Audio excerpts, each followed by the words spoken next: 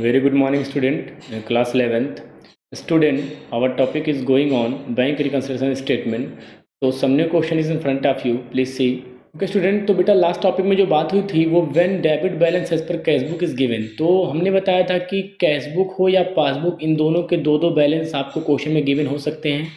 Cashbook का debit भी हो सकता है, कैशबुक का क्रेडिट बैलेंस भी हो सकता है, सेम पासबुक का भी डेबिट बैलेंस हो सकता है और पासबुक का भी क्रेडिट बैलेंस हो सकता है। जब आप बैंक रिकंसिलिएशन स्टेटमेंट बनाते हैं तो आपको किसी ना किसी बेस को ध्यान में रख करके जो क्वेश्चन में गिवन होता है वहीं से आप क्वेश्चन को स्टार्ट करके फिर कुछ आइटम को ऐड करके कुछ आइटम को लेस करके आप जो है कैशबुक के बैलेंस को पासबुक से या पासबुक के बैलेंस को कैशबुक से टैली कराते हैं। लास्ट वीडियो के हिसाब से जो डिस्कशन हुआ था बेटा वो है when debit balance as per cashbook is given. Debit balance as per cashbook को बोला जाता है बेटा फेवरेबल बैलेंस भी कहते हैं इसको, फेवरेबल बैलेंस। ठीक है, फेवरेबल बैलेंस का मतलब आपका पैसा, और ये हमेशा कहाँ दिखाया जाता है? प्लस वाले में। सबको पता है कि जब हम कैशबुक बनाते हैं तो एक प्लस का कॉलम होता है, एक माइनस का कॉलम होता है। तो जो debit balance as per CB होता है वो कहाँ दिखाया जाता है बेटा? कैशबुक में सॉरी प्लस वाले कॉलम में दिखाया जाता है। तो लास्ट वीडियो अगर आपने देखा तो आपको याद होगा। आज इसी पे बेस्ड एक क्वेश्चन डिस्कस करते हैं। क्वेश्चन ये है कि from the following particular prepare bank reconciliation statement as on 31 December 2019 and ये debit balance as per cashbook is given. तो खुशी की बात है क्योंकि लास्ट जो क्वेश्चन था वो भी debit balance as per cashbook से ही था। तो सबसे पहले आपको पता है बेटा कि debit balance as per cashbook जो होता है वो प्लस का आइटम है, फेवरेबल बैलेंस है। तो इसको आप रखेंगे प्लस वाले में, लिखेंगे यहाँ पे debit balance as per cashbook, debit balance as per cashbook 10,000 है तो आप 10,000 यहाँ पे डाल देंगे प्लस वाले में। Very good. इसके बाद सेकंड है a cheque for 500 rupee issued in favour of Karan has not been presented for the payment. हमने आपको बताया था अगर आप एनालिसिस करना सीख जाएं इसको तो आपका कैशबुक बनाना काफ़ी आसान हो जाता है। मतलब जैसे यहाँ पे है a cheque of 500 issued in favour of Karan has not been presented for the payment. आपने करण के फेवर में, या करण हो सकता है आपका कोई क्रेडिटर रहा हो, उसको आपने 500 रुपये का चेक इशू कर दिया।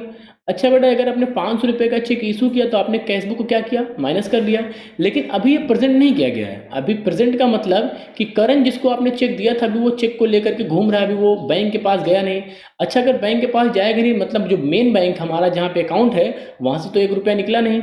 इसका मतलब सर इस ट्रांजेक्शन में जो प्रभाव है वो उस कैशबुक में तो आपने अपने मैनुअल रिकॉर्डिंग कर दी है, 500 को माइनस कर दिया है, लेकिन पासबुक में इसका कोई प्रभाव नहीं, मतलब पासबुक जो है वो अफेक्टेड नहीं है। सेकेंड है बेटा a bill for ₹700 retired by the bank on our behalf under a rebate 20 the full amount of bill was credited in the cashbook. अब ध्यान से देखिएगा कि एक बिल था 700 का, एक 700 का बिल था जिसको आपने पेमेंट के लिए दिया किसी को। ठीक है, हो सकता है बिल्स पेबल रहा हो। तो ये बिल्स पेबल जो था वो 700 का था। ये retired by bank on behalf of you, मतलब आपके कहने पे एक बीपी का पेमेंट, बिल्स पेबल का पेमेंट बैंक के द्वारा कर दिया गया और इस पर आपको 20 रुपये का रिबेट मिला है। अच्छा ये बताओ बेटा, अगर 700 रुपये का बिल का पेमेंट होता है और वहाँ पे 20 रुपये का रिबेट मिलता है, इसका मतलब एक्चुअल पेमेंट कितने का हुआ? 680 रुपये का हुआ। तो कहीं ना कहीं यहाँ पे जो क्रेडिट की बात आ रही, क्रेडिट का मतलब है was full amount credited in the cashbook, मतलब कि आपने अपने कैशबुक में पूरा कितना माइनस किया? 700 माइनस किया। देखिए फिर से पढ़िए, ए बिल ऑफ 700 का एक बिल है रिटायर्ड बाय द बैंक, मतलब बैंक इसका पेमेंट हुआ ऑन बिहाफ ऑफ यू, आपके कहने पे, अंडर अ रिबेट 20 रुपये जिस पे डिस्काउंट मिला है, रिबेट मिला है। The full amount of bill was credited in the cashbook. अब यहाँ पे क्रेडिट की बात किया, इसका मतलब किसकी बात कर रहा है? पेमेंट साइड की बात कर रहा है। तो पेमेंट साइड में आपने 700 रुपये पूरा माइनस किया है, जबकि पासबुक से सिर्फ 680 रुपये ही माइनस हुआ है। रीजन क्या है कि आपका 20 रुपये बच गया एज अ रिबेट। तो यहाँ पे भी थोड़ा सा वेरिएशन है, डिफरेंस है, जिसकी वजह से आपका कैशबुक नहीं मिल रहा है। ओके स्टूडेंट, नेक्स्ट है a cheque for ₹295 deposited in the bank has been dishonoured, मतलब यहाँ थोड़ा सा मिस्टेक है बेटा, इसको कंसिडर कर लीजिए डिजॉनर्ड। तो एक चेक है 295 रुपये का जिसको आपने बैंक में जमा किया, लेकिन बैंक वाले ने इसको डिजॉनर कर दिया। अब भाई अगर आप चेक 295 रुपये का चेक अगर आप बैंक में जमा करके आते हैं तो पहले अपने हाथ से मैनुअल रिकॉर्डिंग आप अपने कैशबुक पे कर ही देंगे। कितना? 295 रुपये का, ये तो आपने प्लस कर दिया। लेकिन यहाँ कैशबुक में इसकी कोई एंट्री नहीं है क्योंकि चेक क्या हो चुका है? डिजॉनर हो चुका है। डिजॉनर कितने केस में हो सकता है? साइन ना मैच करे, हो सकता है उसके अकाउंट में अवेलेबल बैलेंस ना हो, हो सकता है मैच्योरिटी डेट जो है उसका निकल चुका हो। तो इस केस में क्या हुआ, आपका चेक डिसऑनर हो गया। तो चेक आपने जमा किया बैंक में और आपने आके 295 रुपये कैशबुक में प्लस कर दिया, लेकिन पासबुक में इसका कोई प्रभाव नहीं पड़ा, क्योंकि पासबुक में जो बैंक वाला था उसने आपके चेक को क्या कर दिया, डिसऑनर कर दिया। क्वेश्चन नेक्स्ट है, a sum of ₹800 deposited in the bank has been credited as a ₹80 in the passbook. तो 800 रुपये आपने बैंक में जमा किया, इसका मतलब 800 रुपये हमने कैशबुक में भी जमा कर दिया, लेकिन बैंक में कितना जमा हुआ, खाली गलती से सिर्फ 80 रुपये। तो बैंक वाले ने जो आपको क्रेडिट किया है वो सिर्फ 80 रुपये ही क्रेडिट किया है, it is mistake by bank. लेकिन ये हुआ है कि 800 रुपये आपने जमा किया, बैंक में डिपॉजिट किया, but bank given credit to you only ₹80 in your passbook. Next है, payment side of cashbook has been undercast by ₹200। अच्छा, पेमेंट साइड ऑफ कैशबुक, जो कैशबुक का पेमेंट साइड था, ध्यान से देखिएगा, जो कैशबुक का पेमेंट साइड था वो 200 रुपये से कम दिखाया गया। अच्छा, 200 रुपये से कम दिखाया गया, इसका मतलब कैशबुक का जो प्लस वाला साइड होगा, जो रिसीविंग साइड होगा, वो 200 रुपये ज़्यादा रहा होगा। जैसे एग्जाम्पल के तौर पर अगर हम देखें कि आपको पेमेंट साइड में, सपोज कर लो कि पेमेंट साइड में आपको रखना था 1000 रुपये, लेकिन आपने पेमेंट में रखा खाली 800 रुपये। तो पेमेंट आपको रखना था 1000, लेकिन रखा आपने 800, इसका मतलब आपका फेवरेबल बैलेंस या डेबिट वाले में 200 रुपये बच गया। तो इस केस में होगा क्या कि आपके प्लस वाले में 200 बच जाएगा, लेकिन आपके कैशबुक में इसका कोई प्रभाव नहीं पड़ेगा, मतलब पासबुक में इसका कोई प्रभाव नहीं पड़ेगा। फिर से सुनिए क्या हुआ कि payment side of cashbook has been undercast by 200। Cashbook का जो पेमेंट साइड है वो 200 रुपये से कम, मतलब 200 रुपये कम पेमेंट हुआ, इसका मतलब कैशबुक में 200 रुपये बचा हुआ है, लेकिन पासबुक में इसका कोई प्रभाव नहीं, तो गलती आपकी है। तो ये इस तरीके से।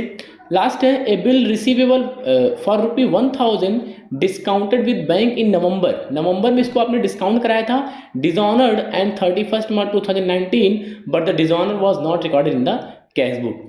1000 रुपये का एक BR था, बिल्स रिसीवेबल था, इसको आपने बैंक से ऑलरेडी डिस्काउंट करा रखा है, अब ये क्या हो गया, डिसऑनर हो गया। तो अगर ये डिसऑनर होगा तो बैंक में तो कोई प्रभाव नहीं पड़ेगा, लेकिन सॉरी, बैंक वाले ने क्या किया, आपको 1000 रुपये से माइनस कर दिया, लेकिन इसका कैशबुक में कोई प्रभाव अभी तक आपने डाला नहीं है। ठीक है, तो चलिए अब इसको सही कैसे करेंगे बेटा, किस तरीके से। पहला है, check issued but not presented for the payment. इसमें देखिए, पासबुक जिससे चलते हैं वो आपका रॉन्ग, और जिसको आपको टैली कराना वो राइट। तो पासबुक आपका राइट है, यहाँ पे 500 से करेंगे, तो यहाँ 0 है, इसको 0 करने के लिए क्या करेंगे बेटा, आप 500 यहाँ प्लस कर देंगे।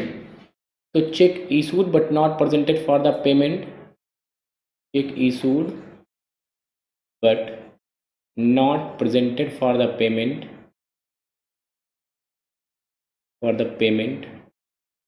₹500 ऐड कर दिया। सेकेंड है, यहाँ देखो बेटा, यहाँ 680 माइनस है, यहाँ 700 माइनस, अगर आप यहाँ पे +20 कर देंगे तो ये जो है 680 के इक्वल हो जाएगा। अगर आप -20 कर देंगे तो 720 हो जाएगा, माइनस माइनस साइन जो है वो ऐड हो जाएगा, अपोजिट होगा तभी माइनस होगा। तो 680 माइनस में, यहाँ पे 700 माइनस में, ऐसा कुछ करिए कि यहाँ भी 680 हो जाए। तो अगर आप +20 कर देंगे तो ये भी 680 हो जाएगा। अगला आप लिखेंगे rebate on bill not recorded in cashbook,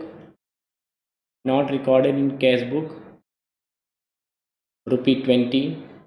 next, 295 का बैंक में डिपॉजिट किया, लेकिन बैंक वाले ने डिसऑनर कर दिया, तो cheque deposited but dishonoured by the bank, यहाँ 0 है, क्योंकि चेक डिपॉजिट नहीं हुआ, तो यहाँ 0 करने के लिए क्या कर देंगे, -295 कर देंगे।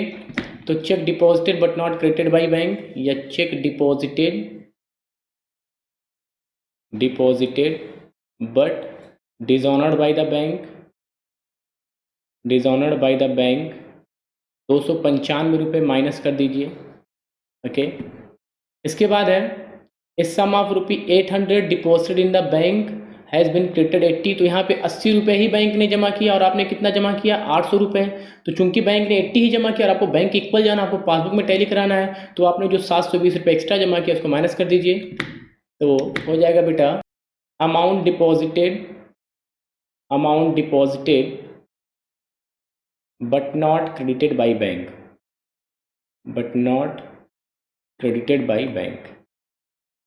720 रुपये। ठीक है, नेक्स्ट है, payment side of cashbook has been undercast 200। तो यहाँ पे 0 है, तो इसको भी आपको जो है माइनस करना पड़ेगा, -200। तो अंडरकास्ट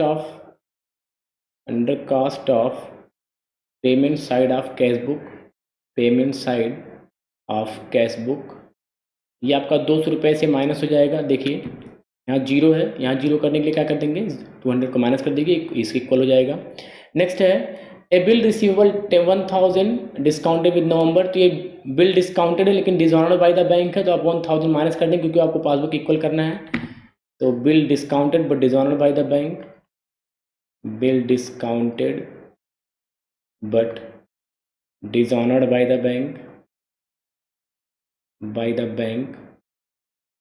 1000, ये आप क्या कर देंगे बेटा, ये 1000 आप माइनस कर देंगे। इसके बाद क्या करना है, अब आप टोटल कर लेंगे दोनों तरफ का, ये आपका हो जाएगा 10,520 और इधर साइड का आपका हो जाएगा 2,215। इसके बाद हमें करना क्या होता है अगला स्टेप, तो 10,520 माइनस 2,215 कर लेंगे, तो जो बैलेंस आपका आएगा 8,305। ठीक है। अब प्रॉब्लम ये है कि सर ये प्लस वाला ज़्यादा है कि माइनस वाला, भाई जो ज़्यादा उसी कॉलम में रखिएगा, प्लस ज़्यादा है तो प्लस वाले में रख देंगे 8,305, क्योंकि आपको पहले ही बताया गया पहले वीडियो में, अगर हम CB से चलेंगे तो आंसर पासबुक का आएगा, यहाँ लिख देंगे पासबुक। अब प्रॉब्लम ये है कि पासबुक में प्लस वाला कौन सा बैलेंस होता है, तो पासबुक में अगर प्लस बैलेंस हो रहा है इसका मतलब कौन सा बैलेंस होगा, credit balance as per passbook. ठीक है बेटा, 8,305 रुपये, और इस तरीके से आपने कर लिया। तो सेम जो है लास्ट वीडियो पे डिपेंड था ये क्वेश्चन, मैंने सोचा एक क्वेश्चन और करा दिया जाए आपको। तो इसके बाद ऐसे ही सेम आपको 2 क्वेश्चन हैं जिसमें आपको debit balance as per cashbook की गिवन है, आप इसको ध्यान से करिएगा। ठीक है, कोई प्रॉब्लम आएगी तो बताइएगा। Okay student, I think that is enough for today. Thank you, have a nice day.